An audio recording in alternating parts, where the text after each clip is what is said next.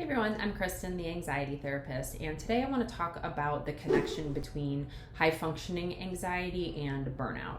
And, we hear a lot about anxiety in a more generalized sense, but so you might not be familiar with the term high functioning anxiety, but this is characterized by individuals who outwardly appear calm, competent, and successful, while internally they're battling this relentless worry and self-doubt and trying to meet these sort of self-imposed high standards.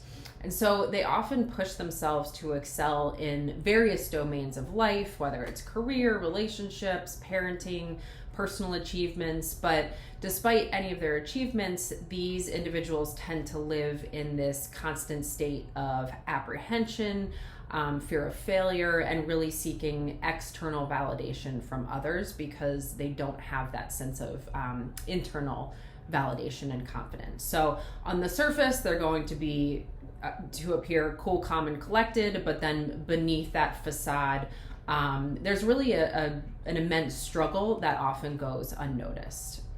So perfectionism is a common trait among those with high functioning anxiety. So they have these exceedingly high expectations or standards for themselves and then feel compelled to meet or exceed them at all costs. And so this can be really mentally and emotionally exhausting because it's driven by an underlying fear of failure or disappointing others. And there's this pressure to sort of maintain the appearance of being in control, which leads to chronic stress, and that further fuels the cycle of anxiety and can lead to burnout if it's not addressed or managed.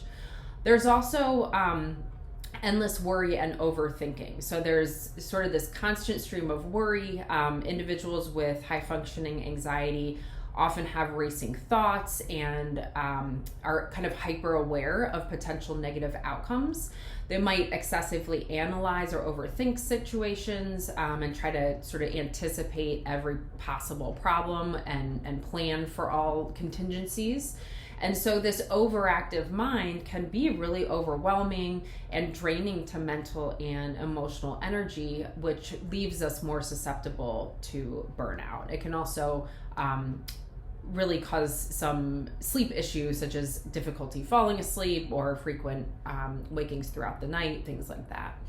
There's also this relentless need for validation. So one of the underlying drivers of high functioning anxiety is this need for external validation. And so people are constantly seeking approval and affirmation from others and fearing criticism or rejection.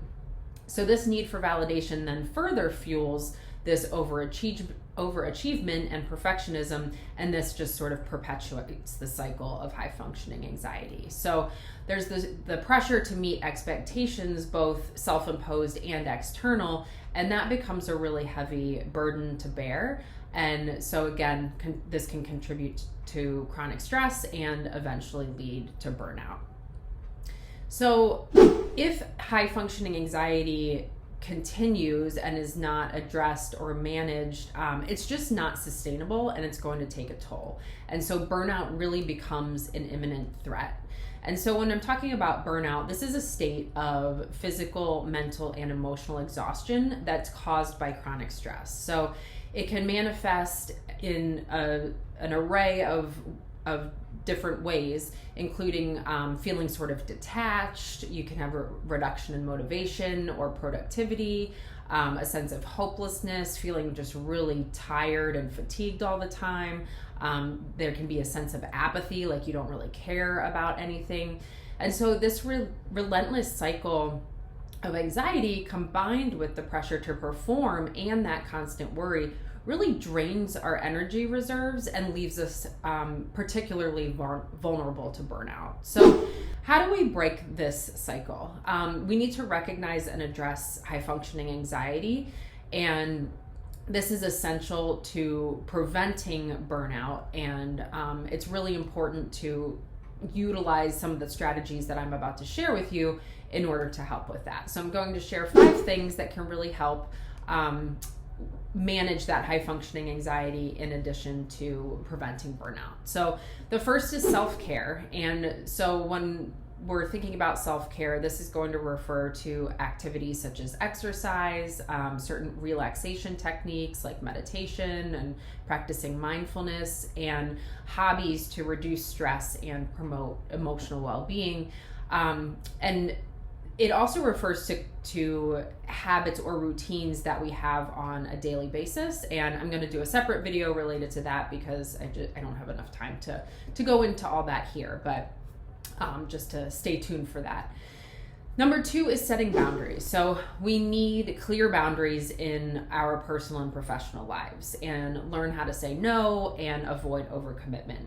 This is the difficulty in setting boundaries was very evident during the pandemic when everyone was working from home. So there was no clear distinction between personal and professional life. And that lack of boundaries is what sort of led to this uptick in anxiety, depression, substance abuse, a lot of other mental health issues. Not to say that there weren't other contributing factors, obviously, from the pandemic, but the lack of boundaries was a big one. Number 3 is seeking support. So reaching out to trusted friends, family members, mental health professionals like therapists who can provide support, guidance, and help to put things in perspective, because sometimes when we're in it, we have a hard time seeing the bigger picture.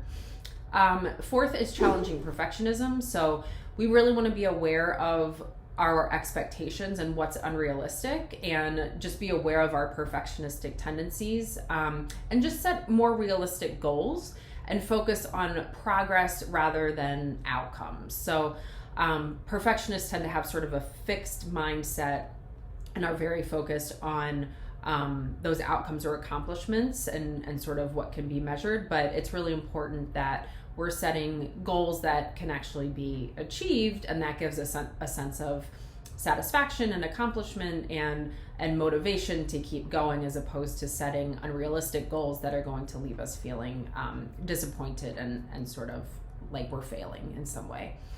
And then similar to self-care, or this falls under the sort of the self-care umbrella, is the mindfulness and meditation. So you want to, just start out with maybe a couple minutes a day to try to practice meditation or mindfulness techniques. And this just helps to cultivate a greater sense of present moment awareness and reduce anxiety, which is often future oriented. So I hope you guys found this video helpful.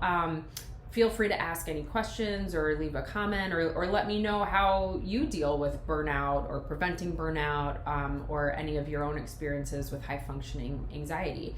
And if you feel like you need more help in this area, this is my area of specialization. So feel free to schedule a free consultation at catharticspacecounseling.com, and I will see you next time.